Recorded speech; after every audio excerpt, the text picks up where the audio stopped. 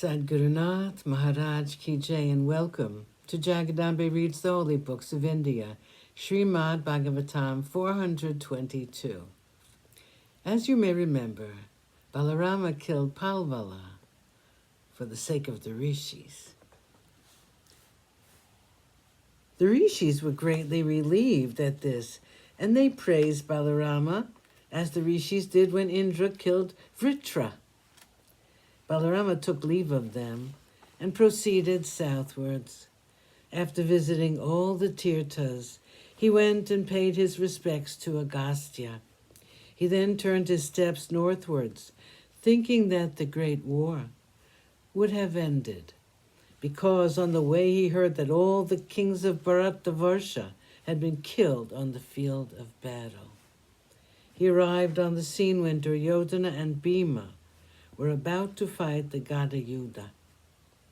Balarama went to them and said, "My dear disciples, you have both learned this Gada Yuddha from me, and I know both of you and your ways of fighting.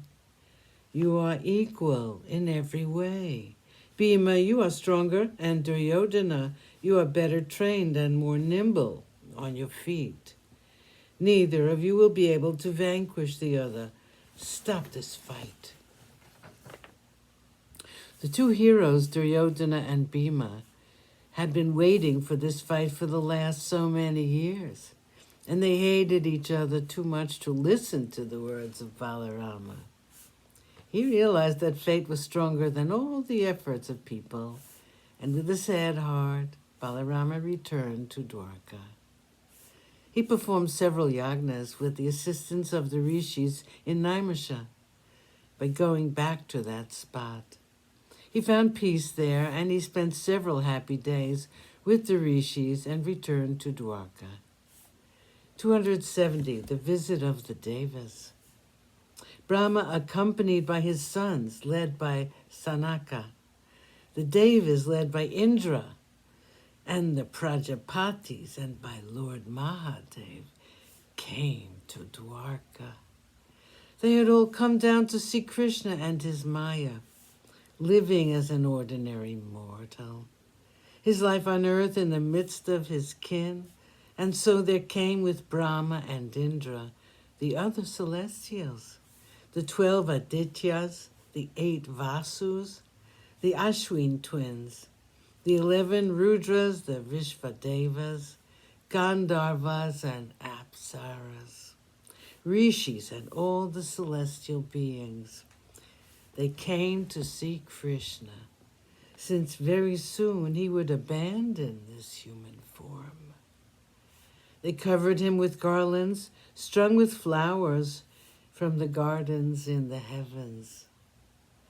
They spoke words of praise to Krishna, addressing him as the Lord of Lords, as Narayana.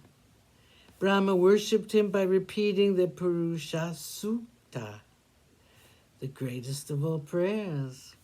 Brahma then said, "My Lord, we came once to you and asked you to rid the world of the burden which was too much for her to bear. You acceded to our request and took this charming form.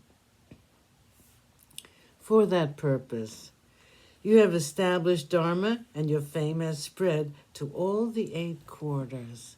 This Yadu house has been fortunate to have you as its scion. In the Yuga to come, Kali, people will attain moksha easily by hearing the stories of you during your birth as Krishna the Yadava. They can cross the ocean of samsara easily if they do but remember you as Krishna the Yadava, who came down to the earth to save humanity. We do not have to tell you why we have come. 120 years have gone by since you came down to this earth. The purpose of your birth has been served, and there's nothing left for you to do now. This Yadava house has also been destroyed by the curse of the Brahmins. It is only a question of time before the words of the rishis come true. Please return to your abode, Vaikunta. Please protect us, your servants." Sadgurunath Maharaj Ki Jai. Thank you for coming. I hope you come again.